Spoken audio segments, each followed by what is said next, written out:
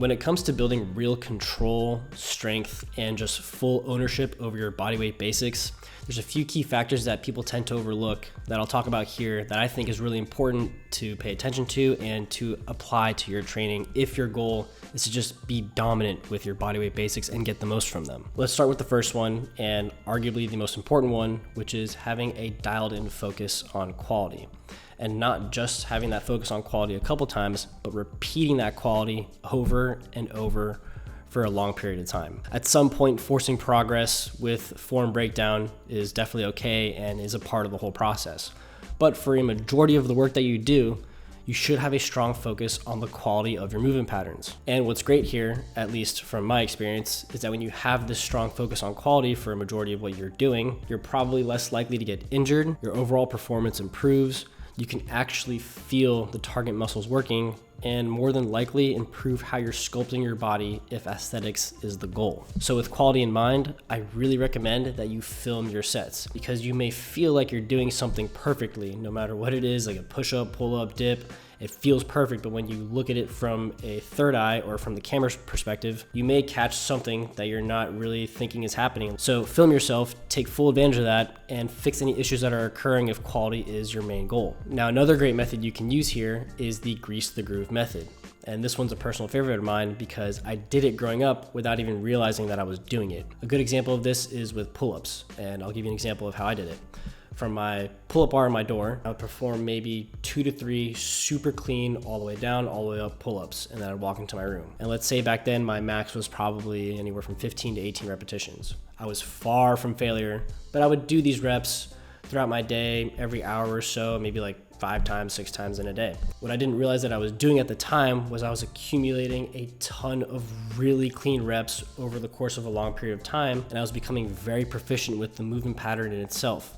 My neural efficiency was improving with pull-ups, and in turn I had more control and I was overall feeling really strong with them. And that's essentially what Grease the Groove is. What you do is you perform an exercise throughout your day. The intensity will be very low, so you're not reaching that failure point, and you're just accumulating a couple of really high quality reps throughout the day. The compound interest from this, for lack of a better term, is pretty powerful. All right, next is training all ranges.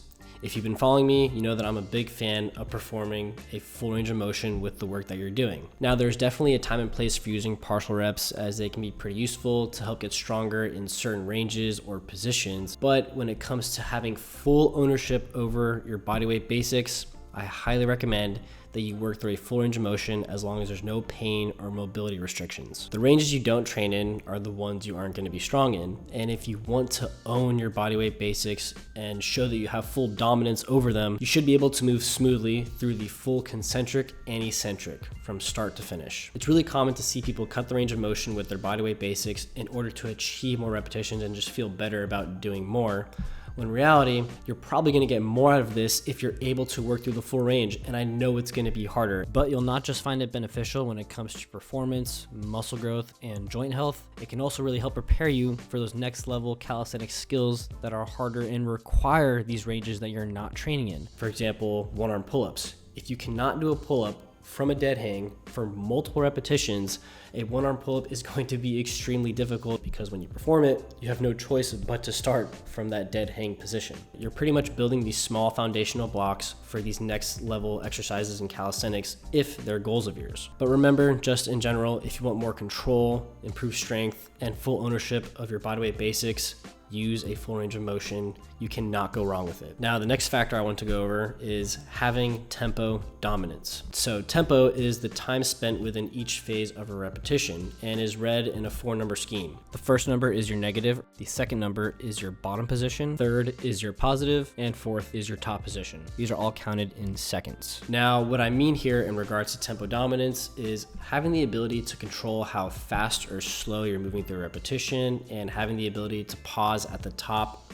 midway, or bottom of your repetitions. So let's say you've got push-ups down, you can use a full range of motion, and technique is on point. The next step you can take here is adding a 1 second pause at the bottom. This will cut the amount of push-ups you could normally perform in a single set and increase the difficulty. It's like adding weight without having to add weight. In turn, you will become very strong pressing out from the bottom just by training with this 1 second pause. So if you're able to perform your bodyweight basics with a full range of motion and your quality's dialed in, I recommend playing with these tempo changes, specifically these pauses in the top or bottom positions. You could spend an entire phase of training with pauses in the most difficult areas or ones that you want to improve on.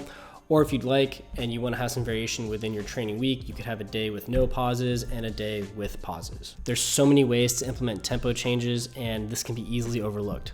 Just having tempo dominance over your bodyweight basics not only proves or shows that you will have full ownership of the exercises, but can also improve weak points and increase the demands of your basics, making them challenging for a very long time. If you guys enjoyed this video, please leave a like and click that subscribe button down below for more content in the future. If you have any questions at all, please leave a comment down below and I look forward to answering them. Thank you guys for watching and enjoy the process.